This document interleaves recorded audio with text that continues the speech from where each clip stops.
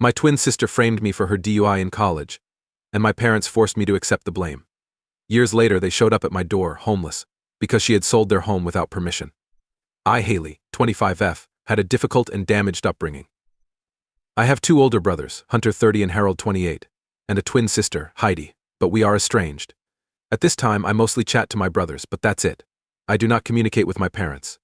Either 60M or 56F. I hadn't spoken with them in ages, and I never imagined they'd contact me again. I had many fantasies about this day. For years, I wondered what would happen if they began communicating to me, and what would happen during that first call or meeting after so many years of estrangement. It always began or concluded with them apologizing to me for treating me poorly and damaging my future. Never in my wildest fantasies did I expect that when the day came, they would injure me even more in various ways. Our parents made it obvious that they did not want 4 children. They had desired 3, planned for 3, and their entire environment was mentally organized around the life they would have had if there were only 3 of us. But there wasn't. Heidi and I were twins, something nobody expected. One of us, as they quickly informed everyone, was an extra, so to speak. The extra was me. They never stated it outright, but that is how they made me feel every day of my life. I was the one who wasn't supposed to be there but was. And I was constantly reminded of this by my parents. I'll always have to be honest about it. My brothers and I have always been close. They have my back since I was a youngster, and I honestly don't know where I would be without them. They kept me sane while I was in that stupid place and afterwards. The discrimination began rather early on. For example, whenever they bought goods for us, Heidi would always choose what she wanted, and I would get what she didn't. If Mom had to make lunch based on the kids' preferences, Heidi's preferences always took precedence over mine. The twins were one unit. We were not seen separately, particularly by our parents. And the unit essentially referred to Heidi. It was always Heidi and Heidi. It stung like a bitch, and by the time I was 7 or 8, my brothers had a better understanding of what was going on. I'm not sure why, but it had an impact on them, and they attempted to include me in many tasks and activities. To my parents, I was not Haley, I was just not Heidi. Heidi enjoyed the attention. She sucked up every last bit of it like a starving hound. She enjoyed being the focus of attention, and things gradually grew worse. I withdrew even deeper into my shell, and the only time I was social at home was with my brothers. They didn't like her since she didn't engage with them. When she did, it was as if she were somehow superior to the rest of us, and anything she said had to be followed. This is not how siblings, particularly brothers, operate. She had gotten princess treatment her entire life, and she assumed Hunter and Harold would do the same to her. They never did, thus she never became close to them. Both of us performed well in school. We used to have similar grades, but hers plummeted as we progressed through high school. She was interested in some extracurricular activities and had a great social life, so that could be the explanation. My grades did not suffer, in fact. When my brothers left for college, I pushed myself harder in school. That was the only way I knew how to deal because they both chose to go out of state colleges. It was difficult for me at home after that, so I devoted myself to studies and working at a local shelter. The problem arose when Heidi and I started applying to and shortlisting colleges. If I'm being honest, her resume was stronger than mine, and she had a better chance of getting into the college of her choice than I did, despite having somewhat higher grades. Nonetheless, both of us applied, and to our surprise, we were accepted to the same university. I despised the notion that I would have to attend the same university as her, and I believe our parents were disappointed since I had also been accepted. They were solely pulling for Heidi, and I believe that my being as good as her and being accepted into the same college made them unhappy about the situation. The best thing was that I received a scholarship, while she did not. We both attended college, but our experiences were very different. She quickly went into party mode, which I've never found appealing. Things went downhill quickly. One night, some months into college, Heidi called a friend and told her that she had made a huge mistake and needed my help. By the way, this was only the 2nd or 3rd time we'd spoken since starting college. I asked her what had happened, and she said she couldn't explain anything over the phone and that I should meet with her. When I entered her room, she appeared to be very shaken up. I was actually afraid and felt sorry for her. Little did I realize that the bi-H was going to ruin my life. She informed me she had been out partying with some buddies, and they were all drunk or blacked out. She was the only one in better condition than the others, so they decided she should drive back. But she was also drunk as hell, and she lost control of the automobile and crashed into a home wall. She stated that the police had arrived and had requested her to return to the station the following day, and she was terrified since she did not want to be on record. I inquired whether she had spoken to her mother and father, and she replied yes, but they were furious with her, and she didn't want to talk to them. She stated she wanted to get some fresh air and a bite to eat. I'm not sure why I didn't see, but she stole my wallet and hers. What happened next was the kind of betrayal I hadn't expected from my opponents. I stayed with her all night. She took a while to return, but when she did, she looked much better than before. I returned to my room, and the next day, my department head summoned me, stating he needed to see with me immediately. When I went to meet him, I noticed officers present. I assumed they had come for Heidi, but they had actually come for me. They inquired as to why I had been drinking and driving last night, and informed me that the university had decided to conduct a disciplinary investigation against me. I was astonished and informed them that they had the wrong girl, that it was my twin. They stated the offender registered as Haley Porter and showed them her ID, so I had to cut the bullshit. Everything began to make sense now. Heidi, the little bitch, had called me on the premise of being afraid and needing help, but she had ultimately turned in my ID to the police when she went out the night before. When she returned, she urged me to drink a bit, and I was stressed, so I agreed, knowing that I would be tested for alcohol. The outcomes would be positive. I urged them to understand and told them the truth, but they dismissed it as unrealistic. I was let go, and it was devastating. I called Heidi, but she did not respond.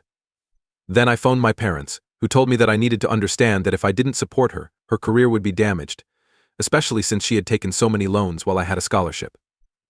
They informed me that I owed this to my sister, and that I would not have to face the weight of it any more than she would. I couldn't believe they'd go to this far to protect her. Their behavior was surreal. I knew they loved her more, but this seemed like a slap in the face. No, this was more like multiple slaps on both cheeks in plain view. They were willing to let me be punished for a crime she committed, since accepting responsibility would ruin her. The same, however, did not apply to me. I ended the call and called Harold. He was infuriated. He said he'd talk to Mom and Dad, but in the meantime he informed me that whatever occurred would be fine. I did not have to disclose that I was the one driving drunk. He told me to be truthful and not give in to pressure, and that he would discuss the remainder with them. Unfortunately, none of that was necessary because, within a week, I had been ejected from college for behavioral reasons.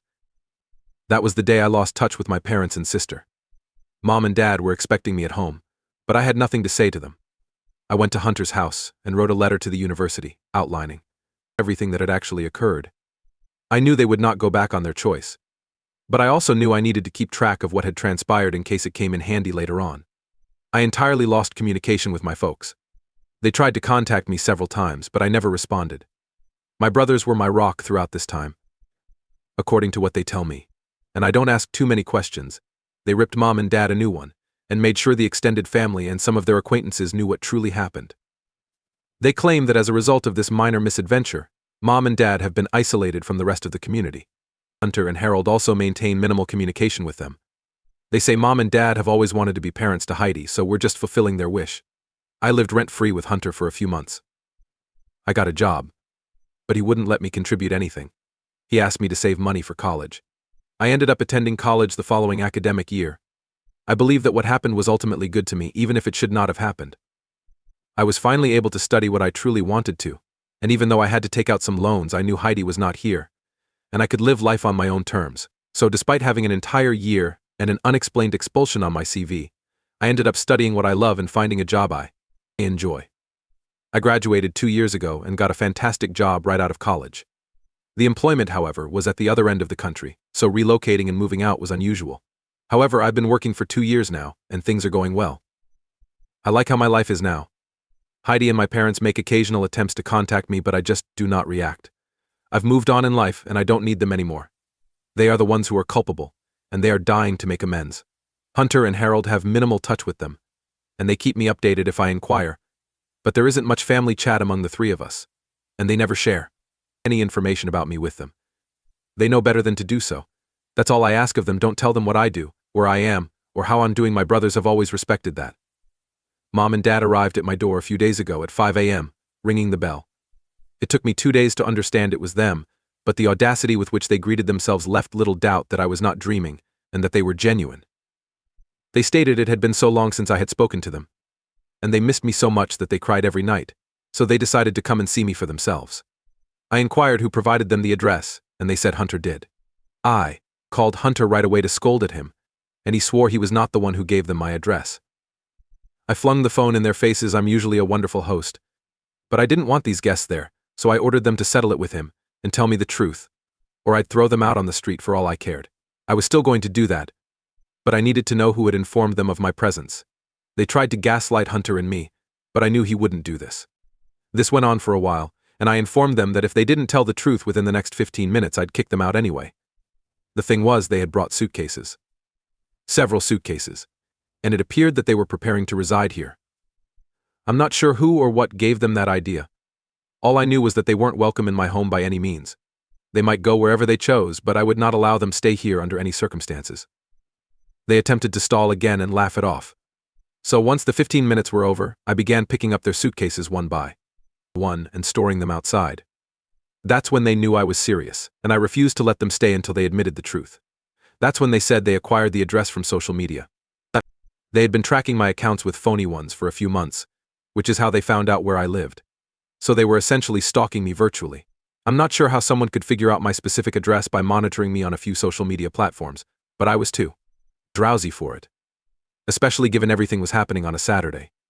I told them I was going to sleep for a few more hours, and that they were also welcome to sleep till then. However, they needed to leave my house and never show their faces again. I told them they could use the time I was asleep to find replacement accommodations or book a ticket to whatever God-forsaken hole they chose to visit, but my hospitality to them would cease there. They attempted to butt in and say a few words, but I simply went upstairs and closed my room. I had hoped they wouldn't steal anything from the house. But they did. I just wanted to sleep and kick them out. When I awoke, they had settled in and were unloading their belongings. My living room was a shambles, but because I was feeling better after my nap, I didn't lose my cool as soon as I had that morning. I inquired what made them believe they could stay here. They tried to avoid the issue at first, saying things like, "We missed you, and it's time to bury the past and move forward as a family," but I wasn't buying it. I pushed a little harder, and my mother eventually broke down. And by broke down, I mean she literally sobbed and wailed like a hurt kid. It was strange to watch, honestly. She tried to say something, but none of it made sense. So I asked my father what was up, and he confessed the truth to me. He explained that they had been kicked out of the residence and now had nowhere to go. I looked at him in surprise and questioned how he had been kicked out of his own home. He stated that Heidi began getting into a lot of trouble at college a few years ago. She got entangled with the wrong people and ended up ruining her academics completely. She got expelled from college and then swore to turn a fresh leaf. She was accepted into another college, but her lack of scholarships and criminal record, which they murmured and I spat out my water, prevented her from receiving loans. Long story short, Dad and Mom rented out one floor of their house to a couple. They described them as shady, but they trusted them since Heidi had brought them in. She knew them and arranged for them to rent the house. But now they've taken over the entire house. They smoke marijuana on the first level all day, and the stink is awful. They host raucous parties, and when Mom and Dad attempt to protest, Heidi steps in since they can't behave like this around her friends. Long story short, the manner they had been maintaining the house made it unlivable for Mom and Dad. Mom had a health crisis 3 months ago as a result of all the pot they were smoking, so Mom and Dad decided to depart for a bit, leaving Heidi to clean up the mess, which was a rookie mistake. They informed me they had also given her a severe lecture, hoping she would recognize what she had done and step up to accept responsibility. But that little bitch completely screwed them over. When they returned last week, the locks had changed. The pot couple was now on the ground floor. Heidi was not returning their calls, and when they declared they would call the cops, they had the shock of their lives. Heidi had secretly sold the entire house to her pals. She must have fabricated signatures and documents, but the house was now owned by her pals. My parents said they couldn't do anything. I assured them that, of course, they could take action by filing a report against Heidi and those guys. Forgery is a serious offense, and Heidi would face significant consequences if she forged such documents. They appeared embarrassed and stated that they knew Heidi might face jail time if they filed a complaint, so they opted to enroll her in therapy. In the meanwhile, they assumed they would remain with me. I stared at them like a deer in headlights. It took me a few minutes to comprehend their arrogance. I explained that they had come to me rather than hold Heidi accountable, knowing full well that she had committed a crime. They'd forgotten what they did to me all those years ago, when I was forced to accept responsibility for their criminal daughter. They said nothing at first. But when I started accusing them more, they told me to be more kind. My sister had always been a troublesome child, and it was their responsibility as parents to support her when she strayed, not abandon her to the dogs.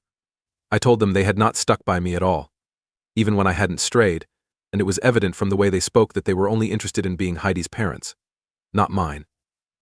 And because they didn't consider me family, I had no difficulty throwing them to the dogs. I made it clear that they were not welcome here. They were homeless by choice, not because they were distressed. They had allowed this to happen, and they were still allowing her get away with something as serious as this, therefore it was entirely their fault. I informed them they were not welcome in my home and they needed to leave before I called the cops. They tried to press and emotionally blackmail me again, but I informed them that wouldn't work. They had to get out. I guess they finally saw I wasn't breaking and didn't feel sorry for them. They made a lot of faces and eventually departed. Even at the end, they continued telling me I needed to reconsider because they wouldn't have any place to go, but I told them it was their problem. It was not my problem. They had other kids to beg in front of. But they were dead to me, and I wouldn't aid them no matter what the circumstance was. They appeared defeated and eventually went, but my head has been pounding since. This was 3 days ago, and I'm not sure where they went. They haven't tried to contact me, which I appreciate, but I can't help but wonder where they've gone. Update 1. I realize it hasn't been long, but I have an update for everyone. Hunter called me yesterday to tell me that his mother and father had unexpectedly visited him. I had notified both him and Harold when they arrived, and I expected them to proceed to Hunter's. Harold does not reside close, thus he is safe. Hunter informed me they told their sob story straight at the start. And now they're vilifying me, claiming I kicked them out of the house, and they knew that choosing Heidi was the proper thing to do because I'd grown up to be a bitch anyway. Hunter whispered that Heidi was a larger bitch because she stole their home, but they continued to defend her, leaving Hunter fatigued. Hunter lives with his girlfriend, Sia, and she was unhappy that they had stopped by unexpectedly with luggage. And Sia is a no-nonsense individual. She doesn't have the patience for anyone's nonsense, and she doesn't mince words when she speaks. She asked them straight up how long they intended to stay. They stated they'd be here for a while. She inquired again how long it would take, and they said a few days. They kept offering ambiguous replies, and she simply lost it. She requested a specific date so she could plan properly. That's when they revealed that they didn't have a date planned because, with nowhere else to go, they were waiting for Heidi to regain her composure so they could return to the house. Sia had been waiting for that confession. She stated she would let them stay for as long as they wanted and until the problem was fixed. Before she could finish, they began to rejoice, but the important portion comes later. She added a caveat. My mother interjected, assuring they would respect their privacy and clean up after themselves. She claimed she had no problems with late-night gatherings or anything, attempting to paint the picture of the ideal guest. Sia laughed and clarified that that was not what she was talking about. She agreed to let them stay provided they filed charges against Heidi and actively sought to reclaim their home. Hunter informed me it appeared that someone had stabbed them with a dagger. They thought she was being harsh and they couldn't do it, but Sia insisted. She explained that this was the only way they could stay, and they now had a decision to make. She claimed she was offering them a roof. However, they had to do the right thing in return. If they continued to protect Heidi, it was their responsibility, and they couldn't blame their children. They rejected, which came as no surprise. They declared they'd sooner be homeless than turn on their child, and she thanked them before kicking them out. She is a horrible lul, yet I love her. Hunter claims he has no idea where they are, and that they may try to contact me again, but I assured him that he did not need to be concerned about me. If they tried something smart with me, I would kick them out. Update 2. They eventually had to file charges against Heidi and her pals. The RWA received numerous complaints and decided to handle the situation themselves. I don't know what's going on, but Heidi is screwed. They're not talking to Hunter or Harold, and they're simply happy to be free of them at this point. Heidi attempted to contact Hunter and request that he reason with Mom and Dad, but he has yet to respond. That's the last we've heard from them, and I hope it remains that way. They're strangely intertwined with each other, and if they can't get their heads out of their asses, it's their fault. I've worked really hard to build this life from the ground up, and I refuse to let them ruin it. That is simply not the case with me.